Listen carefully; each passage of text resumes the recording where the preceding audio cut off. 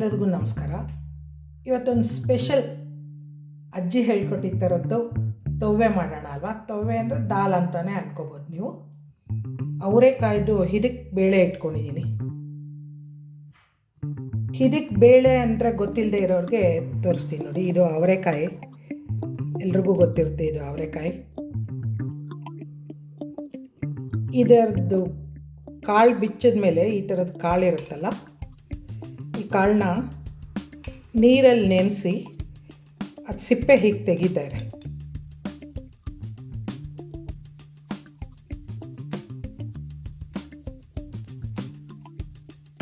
ಇದು ಹಿದಕಿದ ಬೇಳೆ. ಒಂದು ದಪ್ಪ ತಳದ ಪಾತ್ರೆ ತಗೊಳ್ಳಿ, ಈ ಕಾಳನ್ನು ಹಾಕ್ಬಿಡಿ. 10 ನಿಮಿಷ ಮುಚ್ಚಿಟ್ರೆ ಸಾಕು. ಮುಕ್ಕಾಲು ಭಾಗ ಕಾಲು ಬೇಳೆ ಬೆಂದರೆ ಸಾಕು. ಸಿಂಪಲ್ ಮಸಾಲ ಹಾಕಬೇಕು. ಕಾಯಿ ತುರಿ, ಹುರಿಗಡಲೆ, ಕೊತ್ತಂಬರಿ ಸೊಪ್ಪು, ಹಸಿಮೆಣಸಿನ್ಕಾಯಿ. ನಿಮ್ಗೆ ಎಷ್ಟು ರುಚಿಗೆ ಬೇಕೋ ಅಷ್ಟು ಹಾಕಿ. ನಾನಿಲ್ಲೊಂದು 10-12 ಹಾಕಿದ್ದೀನಿ.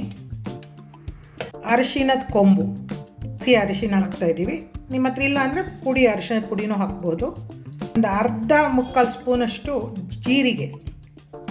ಜೀರಿಗೆನೂ ಅಷ್ಟೇ ಜಾಸ್ತಿ ಹಾಕಬಾರ್ದು. ಇದನ್ನು ನುಣ್ಣಗೆ ರುಬ್ಬಿಡೋಣ. ನಾ ಇಲ್ಲಿ 1-1.5 ಲೋಟ ನೀರು ಹಾಕ್ಕೊಂಡಿದ್ದೀನಿ. 10 ನಿಮಿಷ ಬೆಂದೋಗಿದೆ ನೋಡಿ. ಹಾಫ್ ಬಾಯ್ಲ್ ಅಂತಾರಲ್ಲ ಹಾಗೆ ರುಬ್ಕೊಂಡಿರೋ ಮಸಾಲಾನ ಇದಕ್ಕೆ ಹಾಕ್ಬಿಡಿ.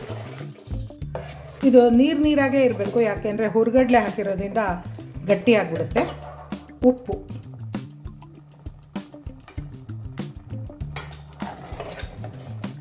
ಬರ್ತಾ ಬರ್ತಾ ಹೀಗೆ ಗಟ್ಟಿ ಆಗುತ್ತೆ.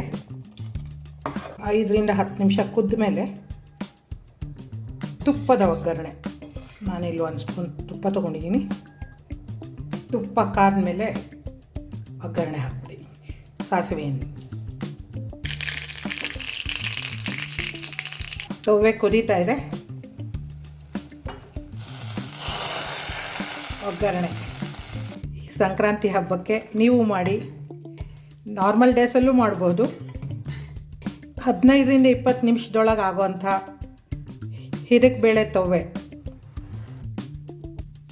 ಈ ಹಿದಕ್ ಬೇಳೆ ತವ್ವೆ ಜೊತೆಗೆ ರಾಗಿ ಮುದ್ದೆ, ಸ್ವಲ್ಪ ತುಪ್ಪ, ಕೆಂಪಕ್ಕಿ, ಚಪಾತಿ, ಯಾವುದ್ರ ಜೊತೆ ಬೇಕಾದ್ರೂ ತಿನ್ನಬಹುದು. ಅಜ್ಜಿ ಹೇಳ್ಕೊಟ್ಟಿದ್ದಂಥ ಹಿದಕ್ ಬೇಳೆ ತವ್ವೆ ನೀವು ಮಾಡಿ ನೋಡಿ. Thank you for watching Sandhya on the Run. Don't forget to subscribe, share, like and comment.